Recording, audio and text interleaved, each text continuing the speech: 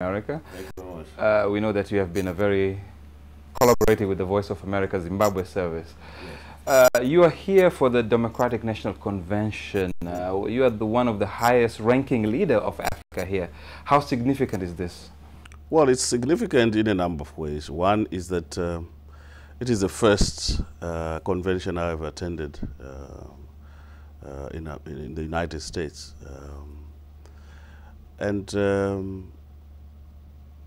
It portrays a certain level of what we can do, what level of political organization we can achieve in Africa. It's democracy at play. So one can only say that this is a spectacular event, and I hope that the people's various aspirations come to pass with this kind of participation. And for Africa, I think that democracy is an evolving process. And for me, we are at various stages of democratic development. And we hope that we can aspire to have the optimum. So do you think more African leaders should attend such a convention to learn? I think it will be a very informative and inspirational event. If we were to translate the level of democratic development that is witnessed here into our own circumstances, not that it needs to be transplanted, but that a number of aspects that you can learn, you can aspire to achieve, the debates, the issues, moving away from personalities to the issues that are real concern to the people. I think that will set a new tone. The inclusiveness, those are the aspects that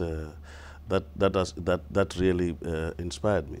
And on the sidelines of the conference, there are a lot of small conferences, like you're attending leadership conference by NDI. Yes. What do you? How is the meeting? What is the main talk? Well, the NDI organizes on the side of the Democratic Convention, the international leadership forum from all over the world. I think there are over 300 or so. People at various levels of government, civic leaders, political leaders, business leaders. So it's an exposure to the American political system. And like I said, you don't have to invent the wheel. There are certain aspects that you can take. There are certain aspects that are not relevant to our situation. So you'll have to fit what is relevant in your situation and say what aspects of our democratic development we can take. So you have had this opportunity of saying almost 300 delegates from different countries. The opportunity to talk with other countries, join together or have projects? I'm participating in one of the panels about international solidarity around poverty. And I hope that will be a platform which will allow me to express our own circumstances back home. But above all, I think at interpersonal level, you are able to meet all sorts of experiences. And are you meeting any government officials from the United States during your stay here? No, because this is not about government to government. This is about party to party. And it's more about party activists, leaders in the Senate, in the Congress, at various levels of Democratic Party. And hopefully we'll be able to express and give people a situational analysis of what's happening back home. What's your relationship, your party, with the Democratic Party? How is it? No, we don't have a formal relationship, but we have always worked with American parties across the political divide here. We've had NDI programs, we've had IRI programs. So for us, it's not about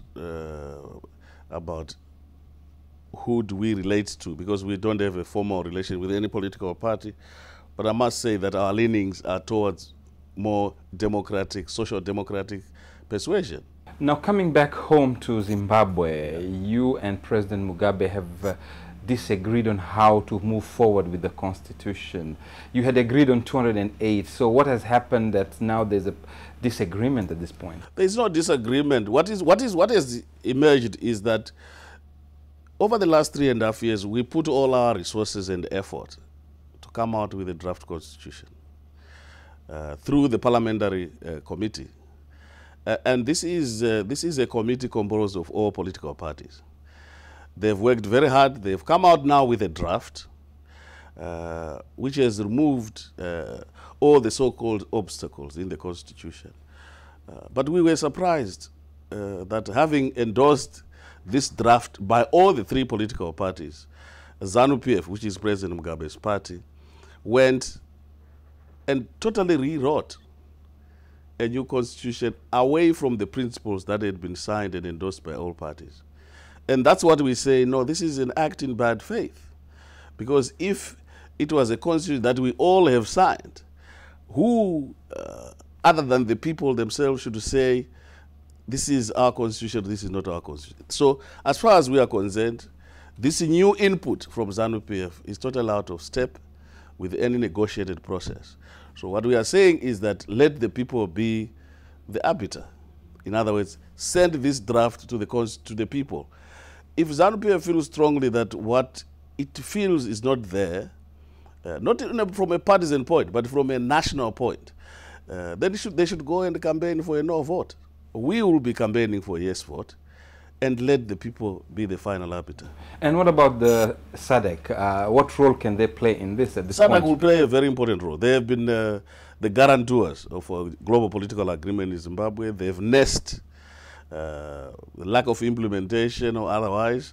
And in this particular instance, they will intervene, obviously, to try to unlock this impasse over the constitution, because it's a very important step in the roadmap to a referendum, to the elections.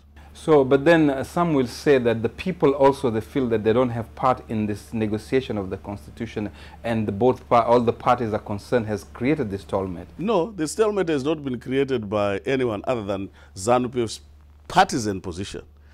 Because you see, remember that the process of coming up with this constitution was quite intensive. People participated in giving an input into this constitution. So we had outreach programs around the country by the same parliamentary committee. So they went out there, asked the views of the people, and to tell you the honesty, I think 85 to 90% people have the same view about what the constitution should say, how they should be governed.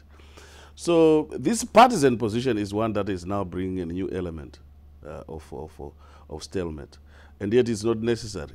Because outside the world, people will ask themselves, is it the ZANU-PF or is it Mugabe himself? Because sometimes you have the identity issue. Well, I talk to the President Mugabe every Monday when we meet, and he told me over three weeks ago that their central committee, or their Politburo as they are known in their structure, have got issues with 1 or 2 issues of principle on devolution, on running mates, and on, I think, citizenship. Now, if it's a matter of principle, and in the national interest we are supposed to build a consensus, then we must discuss those matters of principle. But what has now happened is not only about 3 issues, 1 or 2 issues of consent to ZANU-PF, it's the whole document. Now, is it now a matter of principle raised by his party, or is it now some in the ZANU-PF who want to sabotage or subvert the people's input into the constitution? I suspect that if he has 3 issues, that's different from 250 issues. And therefore, it puts to question whether it is President Mugabe himself or some of the right-wingers in ZANU-PF, the people who really want to see chaos. But you have